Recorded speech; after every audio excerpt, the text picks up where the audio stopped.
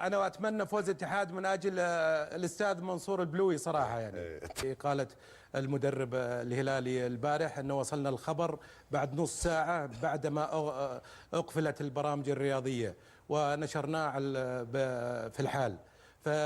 وكذلك كما ذكرت انه سهوله تواجدها مجانيه ومتواجده مع جميع الاطياف باي وقت الان عبر الاجهزه والتكنولوجيا ساعدت على انتشار الصحافه الالكترونيه. طيب هو ممكن هذا اللي ذكره الكابتن سامي ممكن يكون صحيح صدمة، ولكن صراحة اعتبرها شجاعة من الكابتن سامي استلام هذه المهمة الصعبة، لأنها قد يعني هو قد يعني ترفع من أسهمه، أو أنه مهما كان أنه لا يحاسب، بل يحاسب لا قدر الله أنه مثل فشل في هذه المهمة. فبالنسبه لسامي اتكلم لانه تتوقع انه خاطر؟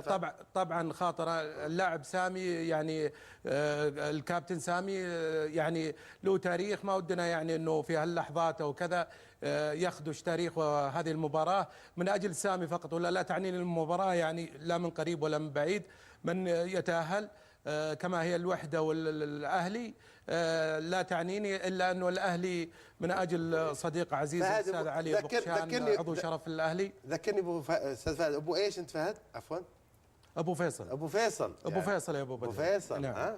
بذمتك ما يعنيك نعم. الاتحاد ولا الهلال مين فيهم يتأهل؟ عيني في عينك كذا. والله يا أبو بدر إذا هو كما ذكرتم في التقرير ربما الشيء الخفي أو في أمر غير واضح من لأنه سامي قبوله لهذه المهمة كما ذكرت شجاعة، وسيصرف الأنظار عن الإدارة في حالة أن الفريق تلقى هزيمة ثقيلة، لأنه المباراة أنا كتوقع أنه المباراة يمكن أقرب للهلال وحيكون الفريقين بيلعبوا بارتياح، ولكن سامي يعني ضحى وقد يكون من الناس المحظوظين كما عرف في مشواره الرياضي انه كما ذكرت ذكي وبرضه محظوظ، قد يمكن يوفق في هذه المهمة، ولكن هو صراحة من أصعب القرارات اللي أتوقع أنه يعني حدد مصير سامي. صعبة يخسر، ولكن الهلال ترى الآن دارت الدوائر، أتوقع الهلال حيقدم على مواسم ليست شهور العسل الماضية، حيث ساعدته بعض الأمور مع العمل الجبار اللي عمل في أمور ساعدته. بعض الأندية تراجعت لظروف بما فيها الاتحاد ظروف إدارية، والنصر ظروف تحكيمية وظروف أخرى، فالأهلي نفس الشيء، الشباب إصابات. فأتوقع الهلال الموسم القادم الآن شوف السبحة بدأت تنفرط من اللاعبين الأجانب من اللاعبين المحليين، حيواجه موسم عصيب جدا. طيب انت في رايك ما دام ذكرت الاخطاء التحكيميه، في رايك من اكثر نادي يعتبر ضحيه التحكيم في الملاعب السعوديه هذا الموسم؟ ما في شك نادي النصر، ولا اقول انها تعمد، ولكن قد يكون الحظ، لانه في يعني مباريات ثابته واعترف فيها الجميع بما فيهم رؤساء انديه المنافسه اعترفوا انه النصر ظلم تحكيميا. لا فرق انه ظلم، شوف في فرق انه ظلم، الكل يقول احنا مظلومين، لكن النادي الاكثر تضررا من القرارات التحكيميه في رايك هو النصر ما في شك، ولا الاهلي ولا الوحده ولا الاتحاد؟ بما ما في جدال او نقاش، مش عشان انه انا اميل للنادي النصر تضرر باعتراف الجميع يعني، فربما الانديه الاخرى مين اعترف؟ استفادت. مين اعترف؟ اعطيني اسماء. اعترف مثل صاحب السمو الملك الامير عبد الرحمن بن مساعد رئيس الهلال، اعترف انه النصر تضرر بالتحكيم امام الاهلي في نقاد رياضيين في هدف القادسيه اللي كان داخل الى نص المرمى، واعترف فيه النقاد. وعندكم هنا في الجولة لو سألت الأستاذ الكابتن محمد فودة وبيسوي إحصائية إن شاء الله بالأخير حيتضح أنه النصر تضرر كثيرا من بما يقارب 15 إلى 13 نقطة إن شاء الله في المباراة. أنت محايد مصر ها؟ طبعا منافسي الحقيقي على الديربي النصر والهلال، طبعا البطولات التي يضيفها الهلال على حساب اعتبره على حساب نادي النصر، فلا اتمنى حصول الهلال على زياده من البطولات، هذا شيء حقيقي وانا صريح جدا يعني. طيب اتمنى اي بطوله اذا ما يحصل عليها النصر يحصل عليها اي فريق اخر.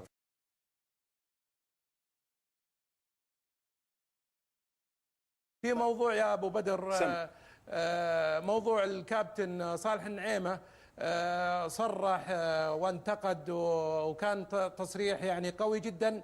اتمنى لو تناولتوه في البرنامج كما تناولتوه موضوع ماجد، الكابتن ماجد عبد الله، لانه يهم شريحه كبيره. ايش قال النعيمه؟ صرح اليوم وامس في انتقد الاداره وانتقد اداره الكره وانتقد قال مثلا الامير عبد الرحمن بن مساعد اكل حقوقه في اعتزاله. لا قال مثلا انه كان في مبلغ من حقوقه في نادي الهلال ولم يسدد له. لا سبق هو صالح النعيمه، هذا موضوع سابق. لكن اذا شوف لا موضوع يهم. فهد اخوي فهد، انا مش اريح جمهور نادي لانه طلعت فضيحه عندهم فاروح ادور فضيحه انقشها من تحت الارض في نادي ثانيه. هي ما هي موجوده، هي مش موجوده. هذا لو كان رئيس نادي الهلال، فهد لو كان رئيس نادي الهلال، لو سامي الجابر الان يطلع يقول نادي الهلال ما اعطاني فلوسي على اعتزالي امام المانشستر، والله لا اطلع الماده. بس لما يجيك واحد يا ابو بدر يقول ما شرهوني، هذا عاد شيء راجع له، يعني ما هي قضيه، هذا شيء شخصي. شوف يا ابو بدر، الموضوع موضوع ماجد يخص ماجد وحده، لكن تصريح صالح نعيمه يخص النادي ككل، فهو اهم من موضوع ماجد. لانه يتكلم عن موضوع فريق كامل، في اوضاع فريق. ماجد يتكلم عن حقوق. وماجد عبد الله تكلم على نادي النصر وطالب الاداره انها ترحل وقال كلام كثير. احنا ما تركزنا أوكي. احنا اخذنا جزئيه فهد، اخذنا جزئيه ماجد عبد الله. السؤال اخذت فلوسك حقت الاعتزال؟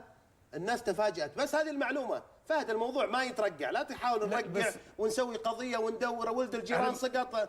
يعني انا ارى فيك اعلامي على الاقل، حتى لو نلعبها صح، يعني نلعبها صح. يا ابو بدر، يا ابو بدر شوف يا ابو بدر، ودي انه يكون، شوف، عشان يرضى الجماهير النصراويه ترضى على البرنامج، برنامج ناجح، وانا حضوري هنا للبرنامج على نجاح البرنامج، وابغى الجماهير النصراويه ان تكون راضيه على البرنامج. اقول لك الحقيقه، الجماهير النصراويه في عتب، فودي يكون في طرح، يكون في حياده. والله على راسي. شوف يا فهد، يعني انتم اي واحد يعني من ميول النصر على راسي، هم عارفين. يعني انا تربيت في بيت عائله نصراويه، لا استطيع اني انكر ان والدي رجل ما هم من المشجعين، والدي من الناس اللي عملوا في نادي النصر في فترات طويله، يعني قبل ما ينولدون. يا ابو بدر ما حد يشكك في شخصيتك. فمساله اني انا عندي موقف، انا ما عندي موقف مع النادي، انا عندي اختلاف. لا مش موقف. انت عارف مشكلتي مع النصر مع مين؟ لا هي مشكلة، لا هي مشكلة فردية ما لها علاقة. ايوه مشكلة فردية متعلقة بثلاث اربع اشخاص فقط لا غير. ولو يطلع واحد من رجال الاعمال المحترمين اللي في الرياض يركب رئاسة النصر، راح يكون علاقة وليد مع نادي النصر علاقة متميزة، وانت فاهم معنى الكلام. البرنامج مرتبط بالجماهير وليس بالاشخاص. طيب نرجع لموضوع النعيمة. وش سالفة النعيمة الحين اللي منبرش لي فيها الحين، يعني انه صايدني الحين قال علي فهد. طيب قول يا ابو فيصل. والله يا طول العمر، شوف، موضوع ماجد لاعب كبير وبنادي كبير، من حقكم تستعرضونه، لكن انا استغربت صراحه. صالح النعيمه صرح تصريحين متتاليه، صرح ضد الاتحاد، قال انه الاتحاد في قاعة صابون، فلما خيب امله في التصريح وطلع نادي الاتحاد خلف ما كان يتوقع، اتجه صوب ناديه ورمى الاتهامات على الاداره والاخفاقات. وانا حبيت انه برنامج ناجح زي الجوله ان يناقش هالموضوع باسهاب. اول حاجه في رساله عظيمه، يقول ورا فهد الطخيم جالس كنا قاعد يصور في الاحوال المدنيه. والله لاني بغرفه مغلقه. لا شاد ظهرك، ما ادري وين اناظر فيه. شاد ظهرك. اسمه فهد الطخيم هو؟ نعم. هو عضو شرف نادي النصر. انا ما ادري هل هو فعلا عضو شرف ام لا. هذه واحده، لانه اذا كان هو يمثل نادي النصر وعضويه نادي النصر، اعتقد انه هذه النوعيه ما جعلت مشاكل موجوده في نادي النصر ان يكون في منها الفكر الموجود هذا، ان يكون هو من يؤثر ويدير بعض الامور في نادي النصر.